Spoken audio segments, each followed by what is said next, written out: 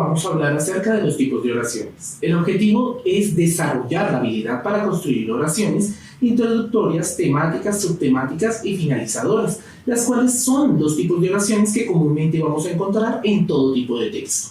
Es importante conocer los tipos de oraciones para poder estructurar un párrafo de manera apropiada. Los tipos de oraciones se aplican en la redacción de la mayoría de textos, teniendo en cuenta que una oración es un fragmento de texto capaz de expresar una idea y que ésta cambia dependiendo de su intención y de su posición en el texto. Existen dos categorías grandes en donde podemos clasificar las oraciones. Las primeras son la actitud del hablante, y es que según su actitud, las oraciones pueden tener una u otra connotación. Por ejemplo, las oraciones enunciativas me manifiestan hechos directamente, algo que es comprobable y que es medible. La fecha de entrega es el 27 de agosto. Eso es un hecho directamente. También podemos encontrar las oraciones interrogativas, las cuales solicitan información. Por ejemplo, ¿cómo tramito una queja ante la superintendencia? Directamente, esa es una pregunta. Por lo tanto, es una oración interrogativa.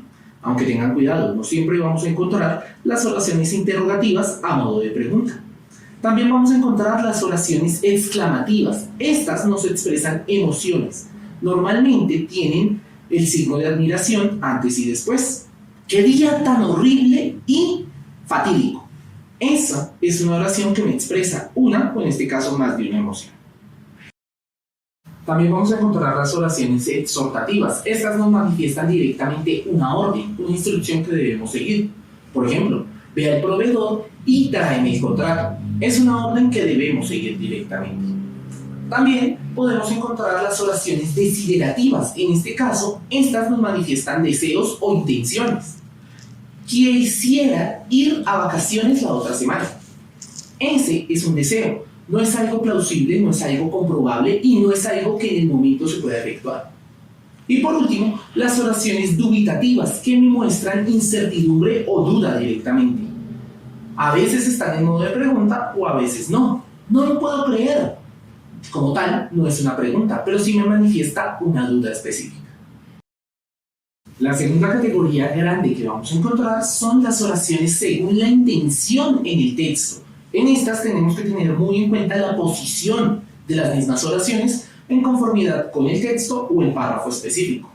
Hablemos de las oraciones introductorias. Estas son aquellas que permiten abordar de manera inicial la temática del texto, brindando a nosotros como lectores herramientas para un mejor entendimiento de los temas posteriores.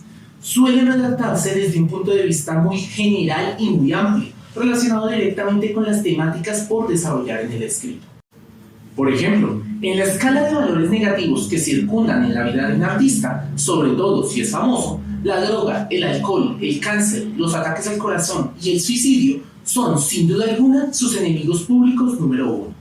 Esta oración como tal me plasma el inicio de un texto de manera general y me permite poder abordar todas las temáticas que trabajé de manera inicial en párrafos o en oraciones posteriores.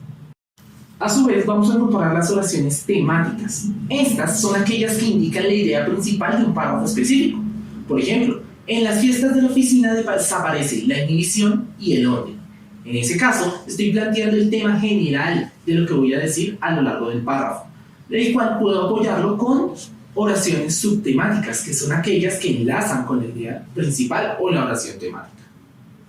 Teniendo en cuenta esto, las oraciones subtemáticas son aquellas que permiten desarrollar la idea principal o la oración temática de un párrafo en específico, es decir, equivalen a las ideas secundarias dentro del párrafo. Estas son las que me apoyan directamente en mi oración temática, brindándome más detalles o brindándome argumentos que respalden esa postura que estoy implementando. Por ejemplo, las tecnologías innovadoras pueden a su vez colaborar en romper los ciclos de pobreza y hambre que afectan a las comunidades rurales en todo el mundo. En este caso, el texto se desprende directamente de una idea que debía haber trabajado previamente. Por sí sola, carece de valor argumentativo completo para manifestar una idea.